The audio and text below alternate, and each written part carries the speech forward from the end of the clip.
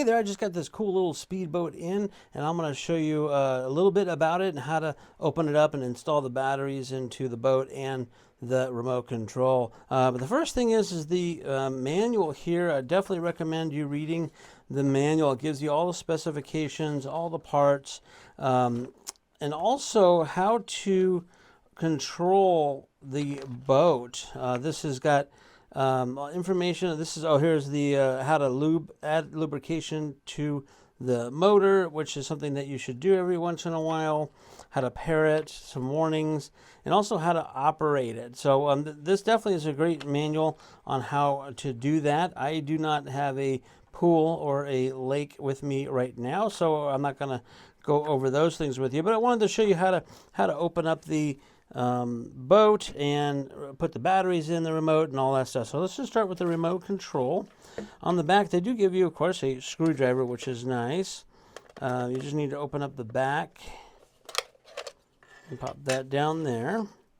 Okay, they do give you batteries, so you just place the batteries in the proper way that they are supposed to go. Little indicators in there. And let's put the cover back on it and the screw back in.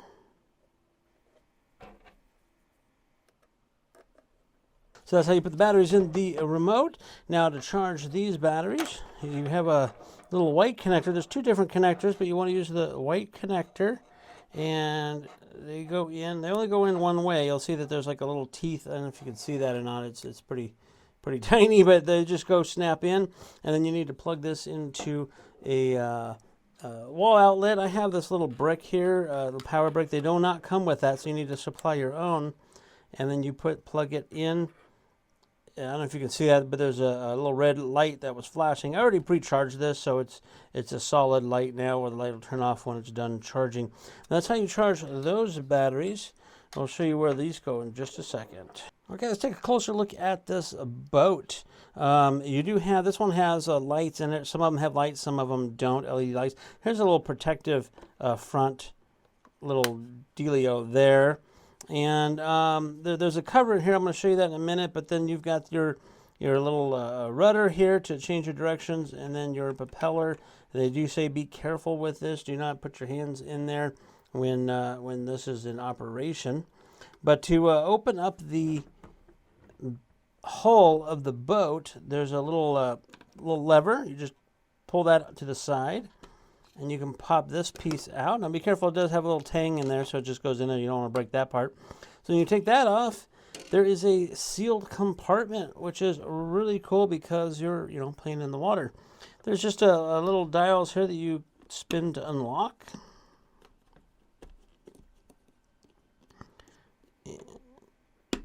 Like that.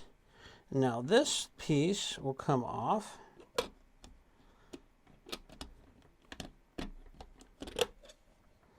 And it has a little clip kind of thing in the front as well. But you can see it's weather tight. Water is tight in here, which is really good because you want to make sure you have that water tightness. Now here's your servo for your little fin back here that changes direction.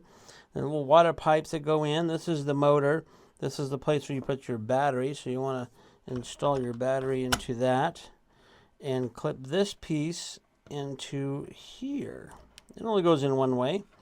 So you're all clipped in and you are ready to go. That is pretty much all you have to do. Now there is instructions in the manual on how to take this little cover off the motor to oil it and things like that. So definitely read the instructions on there, and then you're just going to take this and put this back in and put it back together.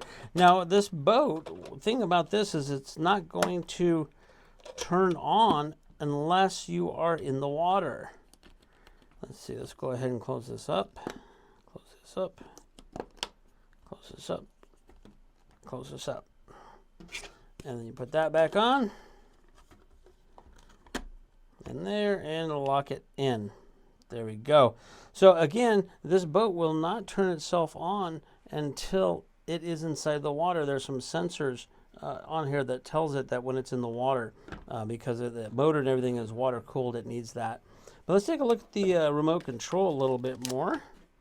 I'll pull these little protective things out. Have a little on button. There's lots of different indicators on here. The manual will give you more details on what those indicators are. As you can see, it's not, it's flashing, it's not being paired to this because this has to be in the water to pair it. But there's a lot of different controls on here. Again, the manual will tell you how to use the throttle and the directions and stuff. But there's a lot of fake buttons. These are not buttons. They look like buttons. They're not, but this one is. And you got controls and so forth there, little antenna. But anyways, that's how you turn this on and install the batteries and get the power going with this. There is a way to test this as well, that if you have wet fingers and you can place them over here, it should turn itself on like that.